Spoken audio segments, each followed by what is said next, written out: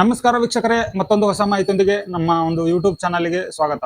ಇವತ್ತಿನ ಈ ಒಂದು ವಿಡಿಯೋದಲ್ಲಿ ತಿಳಿಸ್ಕೊಡ್ತಾ ಇರೋ ಮಾಹಿತಿ ಏನಪ್ಪಾ ಅಂತಂದ್ರೆ, ನೀವು ಹೊಸದಾಗಿ ಬಂದಿರುವಂತ ರೆವೆನ್ಯೂ ಡಿಪಾರ್ಟ್ಮೆಂಟ್ ಇಂದ ನಾಡ ಕಚೇರಿಯಲ್ಲಿ ನಿಮ್ಮ ಜಾತಿ ಪ್ರಮಾಣ ಪತ್ರವನ್ನ ನೀವೇ ಖುದ್ದಾಗಿ ತಿದ್ದುಪಡಿ ಮಾಡುವಂತ ಒಂದು ಅವಕಾಶವನ್ನ ಕೊಟ್ಟಿದೆ. ಸೊ ಆ ಅವಕಾಶವನ್ನ ನೀವು ಉಪಯೋಗ ಮಾಡ್ಕೊಂಡ್ಬಿಟ್ಟು ನಿಮ್ಮ ಜಾತಿ ಪ್ರಮಾಣ ಪತ್ರವನ್ನ ತಿದ್ದುಪಡಿ ಮಾಡ್ಕೋಬಹುದು.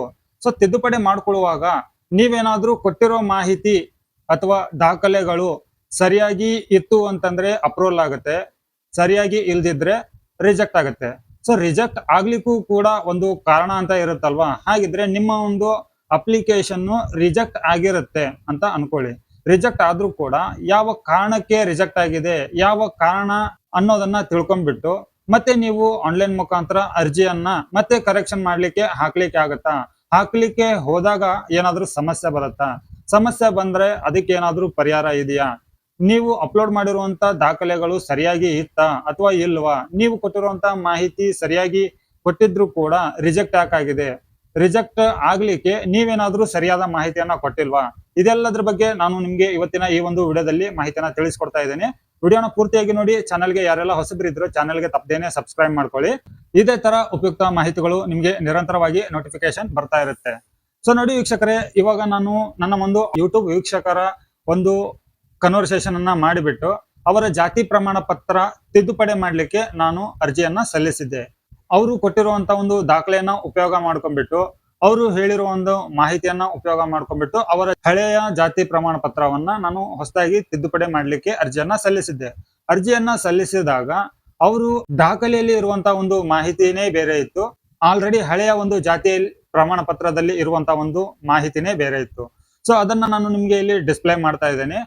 ಯಾವ ಒಂದು ಕಾರಣಕ್ಕಾಗಿ ಇವರ ಜಾತಿ ಪ್ರಮಾಣ ಪತ್ರ ರಿಜೆಕ್ಟ್ ಆಗಿದೆ, ರಿಜೆಕ್ಟ್ ಆಗ್ಲಿಕ್ಕೆ ಕಾರಣ ಏನು ಅಂತ ಅನ್ನೋದನ್ನ ನಾನು ನಿಮ್ಗೆ ಎಕ್ಸ್ಪ್ಲೈನ್ ಮಾಡ್ತೇನೆ.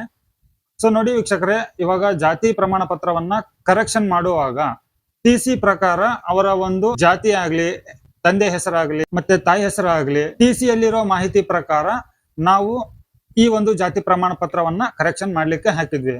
ಸೊ ಅವರ ಒಂದು ಹಳೆಯ ಜಾತಿ ಪ್ರಮಾಣ ಪತ್ರದಲ್ಲಿ ಎಸ್.ಟಿ ಜಾತಿಯಲ್ಲಿ ಇದ್ದು ಸಬ್ ಕಾಸ್ಟ್ ನಲ್ಲಿ ನಾಯಕ್ ಅಂತ ಹೇಳಿ ಇತ್ತು. ಸೊ ಇದನ್ನ ನಾನು ಕರೆಕ್ಷನ್ ಮಾಡಿದ್ದೇನೆ. ಕರೆಕ್ಷನ್ ಮಾಡುವಾಗ ಟಿ.ಸಿ ಯನ್ನ ಅಪ್ಲೋಡ್ ಮಾಡಿದ್ದೇನೆ. ಟಿ.ಸಿ ಯಲ್ಲಿ ಇವರ ಒಂದು ಜಾತಿ ಎಸ್.ಟಿ ಜಾತಿ ಬಂದ್ಬಿಟ್ಟು ವಾಲ್ಮೀಕಿ ಸಬ್ ಕಾಸ್ಟ್ ಇತ್ತು. ಸೊ ಹೀಗಿದ್ದಾಗ ಅವರ ಒಂದು ಅರ್ಜಿಯ ಸ್ಥಿತಿಯನ್ನ ತಿಳಿದುಕೊಳ್ಳುವಾಗ ಇಲ್ಲಿ ಒಂದು ಸ್ಟೇಟಸ್ ಅಲ್ಲಿ ನಾನು ಚೆಕ್ ಮಾಡಿದೆ, ಅಲ್ಲಿ ಅವರ ಒಂದು ರಿಮಾರ್ಕ್ಸ್ ಕೂಡ ಬಂದಿದೆ. ಇಲ್ಲಿ ನೋಡಿ ವೀಕ್ಷಕರೇ, ನಾನು ನಿಮ್ಗೆ ತೋರಿಸ್ತಾ ಇದ್ದೀನಿ ಆ ಒಂದು ಸ್ಥಿತಿ ಏನಿದೆ ಅಂತ ಹೇಳಿ. ಸೊ ಇಲ್ಲಿ ಪ್ರಿಂಟಿಂಗ್ ಕೂಡ ನಾಡ ಕಚೇರಿ ಅವರು ಟೈಪ್ ಮಾಡಿರುವಂತ ಒಂದು ಸ್ಪೆಲ್ಲಿಂಗ್ ಮಿಸ್ಟೇಕ್ ಕೂಡ ಇದೆ, ಅದನ್ನ ಅರ್ಥ ಮಾಡಿಕೊಂಡು ನಾನು ಇಲ್ಲಿ ನಿಮ್ಗೆ ತಿಳಿಸ್ಕೊಡ್ತೇನೆ. ಸೊ ಶಾಲೆಯ ದಾಖಲೆಯಲ್ಲಿ ಜಾತಿ ವಾಲ್ಮೀಕಿ ಅಂತ ಇರುತ್ತದೆ.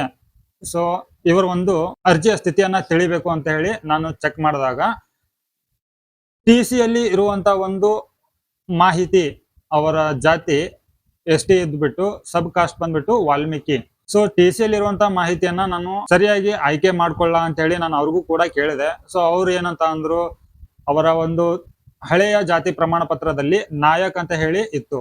ಸೊ ಈ ಒಂದು ಸಬ್ ಕಾಸ್ಟ್ ಜಾತಿ ಪ್ರಮಾಣ ಪತ್ರದಲ್ಲಿ ಬೇರೆ ಇರೋದ್ರಿಂದ, ನಾವು ಅಪ್ಲೋಡ್ ಮಾಡಿರೋ ಒಂದು ದಾಖಲೆ ಟಿ.ಸಿ ಇರೋದ್ರಿಂದ ಒಂದಕ್ಕೊಂದು ಸಬ್ ಕಾಸ್ಟ್ ಹೋಲಿಕೆ ಆಗದೆ ಇರೋ ಒಂದು ಕಾರಣಕ್ಕಾಗಿ ಈ ಒಂದು ಅಪ್ಲಿಕೇಶನ್ ರಿಜೆಕ್ಟ್ ಆಗಿದೆ. ಸೊ ರಿಜೆಕ್ಟ್ ಆಗಿರುವಂತಹ ಒಂದು ಅಪ್ಲಿಕೇಶನ್ ಅನ್ನ ನಾವು ಮತ್ತೆ ಕರೆಕ್ಷನ್ ಮಾಡ್ಲಿಕ್ಕೆ ಒಂದು ಅವಕಾಶ ಇದೆ. ಸೊ ಒಂದು ವೇಳೆ ನೀವು ಒಂದೇ ಚಾನ್ಸ್ ನಲ್ಲಿ ನಿಮ್ಮ ಜಾತಿ ಪ್ರಮಾಣ ಪತ್ರ ಸರಿಯಾದ ದಾಖಲೆಗಳೊಂದಿಗೆ, ಸರಿಯಾದ ಮಾಹಿತಿಯೊಂದಿಗೆ ನೀವು ಅರ್ಜಿಯನ್ನ ಸಲ್ಲಿಸಿದ್ರೆ ನಿಮ್ದು ಅಪ್ರೂವಲ್ ಆಗುತ್ತೆ. ಅಪ್ರೂವಲ್ ಆದ ನಂತರ ಮತ್ತೆ ನಿಮ್ಗೆ ಜಾತಿ ತಿದ್ದುಪಡಿ ಮಾಡ್ಲಿಕ್ಕೆ ಅವಕಾಶ ಇಲ್ಲ, ಒಂದೇ ಚಾನ್ಸ್ ಇರೋದು. ನಾನು ಹೇಳಿರೋದು ಒಂದೇ ಚಾನ್ಸ್ ಅಂತ ಹೇಳಿ, ನೀವೇ ಖುದ್ದಾಗಿ ಪಬ್ಲಿಕ್ ಲಾಗಿನ್ ನಲ್ಲಿ ನಿಮ್ಮ ಜಾತಿ ತಿದ್ದುಪಡಿಯನ್ನ ಮಾಡ್ಲಿಕ್ಕೆ ಒಂದೇ ಅವಕಾಶ ಇರೋದು. ಸೊ ನಾಡ ಕಚೇರಿ ಅಥವಾ ತಹಶೀಲ್ದಾರ್ ಆಫೀಸು, ಎ.ಸಿ ಆಫೀಸು ಅಲ್ಲೆಲ್ಲ ಹೋದ್ರೆ ಸೊ ಮತ್ತೆ ನಿಮ್ಮ ಜಾತಿ ಪ್ರಮಾಣ ಪತ್ರವನ್ನ ತಿದ್ದುಪಡಿ ಮಾಡಬಹುದು. ಇಲ್ಲಿದ್ರೆ ನಿಮ್ಮ ಜಾತಿ ಪ್ರಮಾಣ ಪತ್ರವನ್ನ ಪೂರ್ತಿ ಕ್ಯಾನ್ಸಲ್ ಮಾಡಿಬಿಟ್ಟು ಹೊಸ ಜಾತಿ ಪ್ರಮಾಣ ಪತ್ರಕ್ಕೆ ಅರ್ಜಿಯನ್ನ ಸಲ್ಲಿಸಬಹುದು. ಸೊ ಇದು ನಾನು ಕ್ಲಿಯರ್ ಮಾಡಿದ್ದೇನೆ ನಿಮ್ಗೆ. ಇಲ್ಲಿ ಇನ್ನೊಂದು ಏನಪ್ಪಾ ಅಂತಂದ್ರೆ, ನೀವೇ ಖುದ್ದಾಗಿ ಅಪ್ಲೈ ಮಾಡಿರುವಂತ ಒಂದು ಜಾತಿ ಪ್ರಮಾಣ ಪತ್ರ ಅಪ್ರೂವಲ್ ಆಗದೇನೆ ರಿಜೆಕ್ಟ್ ಆಗಿದ್ರೆ ಸೊ ನಿಮಗೆ ಮತ್ತೆ ನೀವೇ ಖುದ್ದಾಗಿ ಪಬ್ಲಿಕ್ ಲಾಗಿನ್ ನಲ್ಲಿ ಮತ್ತೆ ಕರೆಕ್ಷನ್ ಅನ್ನ ಮಾಡ್ಕೋಬಹುದು.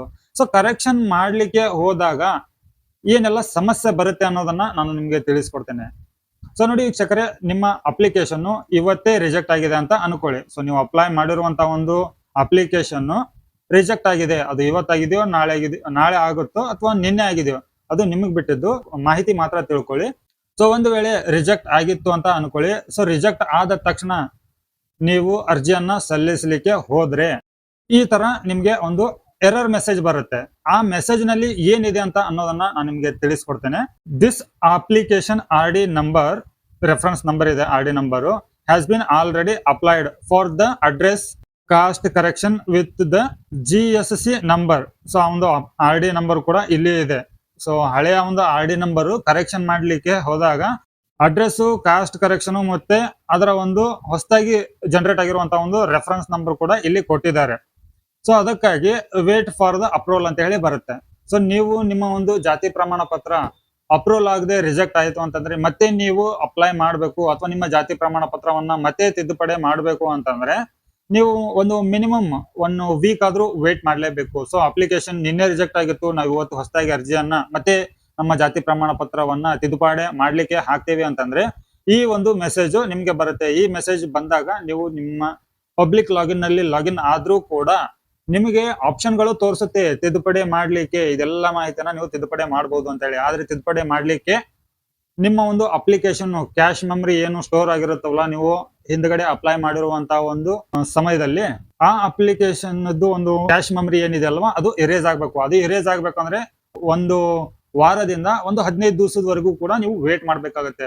ಸೊ ಇಮಿಡಿಯೇಟ್ಲಿ ನೀವು ನಿಮ್ಮ ಅರ್ಜಿಯನ್ನ ತಿದ್ದುಪಡಿ ಮಾಡ್ಲಿಕ್ಕೆ ಹೋದಾಗ ಈ ತರ ಎರರ್ ಶೋ ಆಗುತ್ತೆ.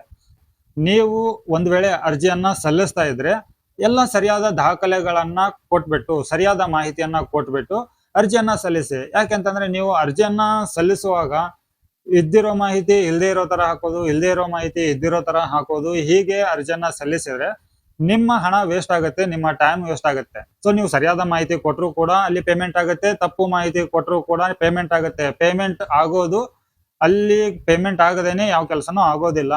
ಸೊ ಹಾಗಾಗಿ ನೀವು ನಿಮ್ಮ ಹಣ ವೇಸ್ಟ್ ಮಾಡೋದು ಅಷ್ಟೇ ಅಲ್ಲದೇನೆ ನಿಮ್ಮ ಸಮಯ ಕೂಡ ವೇಸ್ಟ್ ಮಾಡ್ತೀರಾ. ಸೊ ಆತರ ಮಾಡಬೇಡಿ. ಸರಿಯಾದ ಮಾಹಿತಿಗಳನ್ನ ರೆಡಿಯಾಗಿ ಇಟ್ಕೊಳ್ಳಿ. ನಿಮ್ಮ ದಾಖಲೆಗಳನ್ನ, ಎಲ್ಲಾ ದಾಖಲೆಗಳನ್ನ ಸರಿಯಾದ ಮಾಹಿತಿಗಳೊಂದಿಗೆ ರೆಡಿ ಇಟ್ಟುಕೊಂಡು ಅವಾಗ ನೀವು ಡಾಕ್ಯುಮೆಂಟ್ ಅನ್ನ ಸ್ಕ್ಯಾನ್ ಮಾಡಿಕೊಂಡು PDF ಫಾರ್ಮೆಟ್ ನಲ್ಲಿ 300 KB ಯಲ್ಲಿ ರೆಡಿ ಇಟ್ಟುಕೊಂಡು ನಿಮ್ಮ ಸರಿಯಾದ ಮಾಹಿತಿಯೊಂದಿಗೆ, ಸರಿಯಾದ ದಾಖಲೆಗಳೊಂದಿಗೆ ಅರ್ಜಿಯನ್ನ ಸಲ್ಲಿಸಿ.